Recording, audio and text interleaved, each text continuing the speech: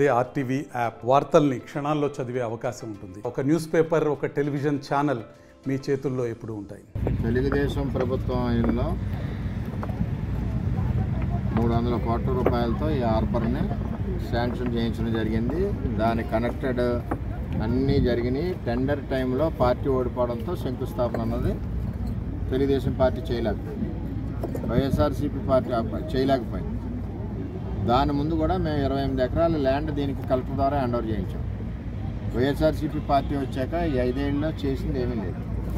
చేసింది ఏమైనా ఉంది అంటే మత్స్యకారులు చనిపోవడం, బోట్లు ఇరిగిపోవడం. మౌత్ ఏదైతే ఉందో ఆ మౌత్ దగ్గర డ్రిడ్జింగ్ అవుట్ చేయాలి.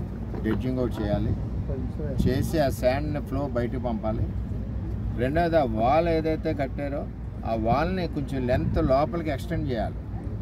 ఎక్స్టెండ్ చేసినప్పుడు కెరటాల యొక్క ఫోర్స్ని డైవర్షన్ చేస్తుంది.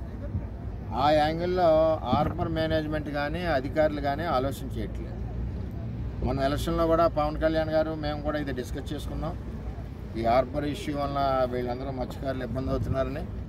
అదేవిధంగా ఇక్కడ ఇది మౌత్ ఓపెన్ చేశాక పోయిన బోట్లు ఏమున్నాయి కూడా ఆ బోట్లన్నిటి కూడా రీఎంబర్స్ చేస్తామని చెప్పి ఆ రోజు ఇక్కడ మీటింగ్లో చంద్రబాబు నాయుడు గారు చెప్పడం జరిగింది, పవన్ కళ్యాణ్ గారు చెప్పడం జరిగింది, నేను చెప్పడం జరిగింది, అందరూ చెప్పడం జరిగింది. ఇక్కడ బోటు తీసుకోవడం కంటే మత్స్యకారులు చనిపోకుండా చూసుకోవాల్సిన బాధ్యత ఎక్కువ ఉంది. ఇప్పుడు దీని మీద ఇక్కడ వీళ్ళతో మాట్లాడే కంట అమరావతిలో దాని కనెక్టెడ్ డిపార్ట్మెంటు అదేవిధంగా కనెక్టెడ్ కాంట్రాక్టర్ని పిలిచి మరి కళ్యాణ్ గారు, చంద్రబాబు నాయుడు గారు మనందరి సమస్యల్లో కూర్చుని డిస్కషన్ చేసి ఇక్కడ మత్స్యకారులకు కావలసిన ల్యాండింగ్, సేఫ్ ల్యాండింగ్ జరగడం, డ్యామేజ్ లేకుండా, ప్రాణ నష్టం లేకుండా ఏ విధంగా మనం స్టార్ట్ చేయాలన్నది ఒక డెసిషన్ తీసుకుని దాని ప్రకారం కూడా స్టార్ట్ చేస్తాం. నేను కూడా రావడానికి కారణం అంటే ఈ 2 రోజుల్లోనే 3 రోజుల్లో 2 బోట్లో 3 బోట్లో పోయింది. మరి మన వాళ్ళందరూ ఇబ్బంది పడుతున్నారు కాబట్టి ఒకసారి చూసి వెళ్దామని చెప్పి వచ్చాం. ఇక్కడ పరిస్థితి కూడా చూస్తే ఎవరికాలు భయంతో ఉంది. వేట పడినా లోపల తీసుకురావడానికి భయంగానే ఉన్నారు. సేఫ్ ల్యాండింగ్ అవ్వాలంటే హార్బర్ ఏరియాలో అవ్వాలి. హార్బర్ ఏరియా వాళ్ళు రాలేదు. దీని మీద డిస్కస్ చేసి ఫైనల్గా డెసిషన్ మరి కళ్యాణ్ గారు మేమందరం కూడా పిలిపించి డెసిషన్ చేస్తాం. కళ్యాణ్ గారు కూడా ఒకసారి చూసి రమ్మని నాకు తెలియజేయడం జరిగింది.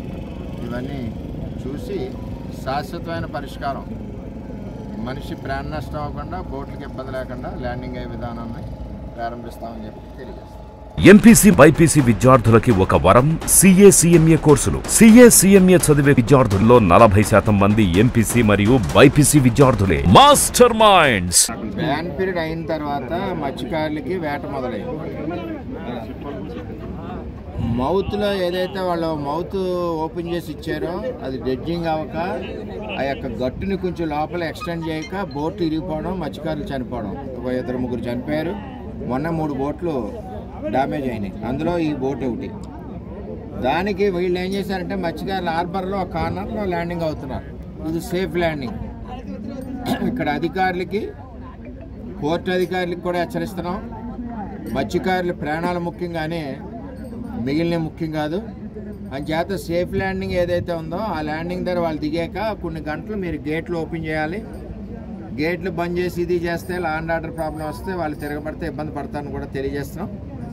దీని మీద ఓవరాల్గా మన ఉప ముఖ్యమంత్రి గారు, చంద్రబాబు నాయుడు గారు, మేము అందరం కూడా కూర్చుని అధికారులను పిలిపించి ముందు సేఫ్ ల్యాండింగ్ ఏంటని చెప్పి ఆలోచన చేస్తాం. ఎందుకంటే కళ్యాణ్ గారు కూడా నన్ను వెళ్ళి ఫీల్డ్ అది చూసి రమ్మన్నారు.